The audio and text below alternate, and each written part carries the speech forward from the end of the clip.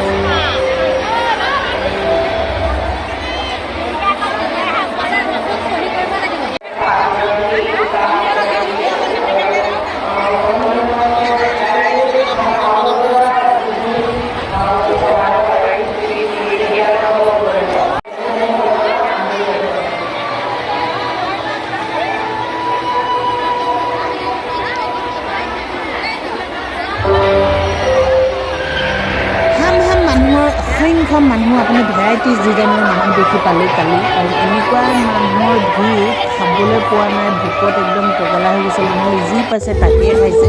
আৰু মিটিংখন হৈছিল প্ৰায় 12:30মান বজাত, আৰু আমাক মাতিছে ৰাতিপুৱা 7টা বজাত। চাওকচোন ৰাইজ, এনেকৈনো আমাক কিমান হাৰাশাস্তি দিব লাগেনে? গতিকে আমি সেই ঘৰটোকে বহি মানুহবিলাকে কি কৰিব, উপায় নাই। যাৰ যেনেকৈ মানে পাৰিছে, যিয়ে পাৰিছে মুঠতে তাকে খাইছে। আৰু আমি আছোঁ হল ঘৰৰ ওপৰত। ইয়াতে বহি পেলাই মই অলপ ভিডিঅ' কৰি ল'লোঁ, আৰু তাতে বহি যি কাম আছিলে আমি সকলোবোৰ কৰি ল'লোঁ। আপোনালোকক তাকে অলপ দেখুৱালোঁ। আৰু 4-5জনী মানে খুৰী বাইদেউ এনেকুৱা মানুহ প্ৰেছাৰত পূৰা মানে প্ৰেছাৰ ষ্ট্ৰক হোৱা দি হৈ গৈছে। এজনী পূৰা ইণ্টেকাল হ'ল বুলিয়ে শুনিলোঁ। প্ৰায় কিমান সঁচা কিমান মিছা মই সেইবোৰ ক'ব নোৱাৰোঁ। গতিকে ভিৰৰ মাজত একো গম পোৱা নাই। কিন্তু 4-5জনী মানক ভিডিঅ' কৰিছোঁ। 108ত 11টা হস্পিটেললৈ গৈছে। কাকো কোনো দেখি নাপায় কোন ক'ত আছে। গতিকে ইমানেই ভিৰ 10,000 টকাৰ চেক লওঁতে আমাৰ মজা ওলাই গৈছে।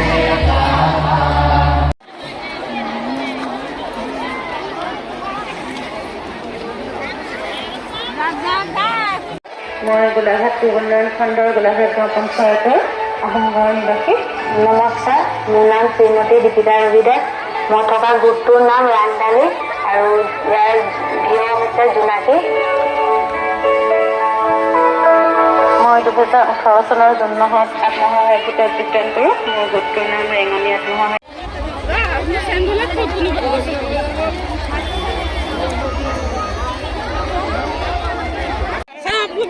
আমাৰ এইখিনি সোমাই দিছে। হ'ব দিয়ক, আৰু মিলা মিলি চলিলে হ'ল আৰু।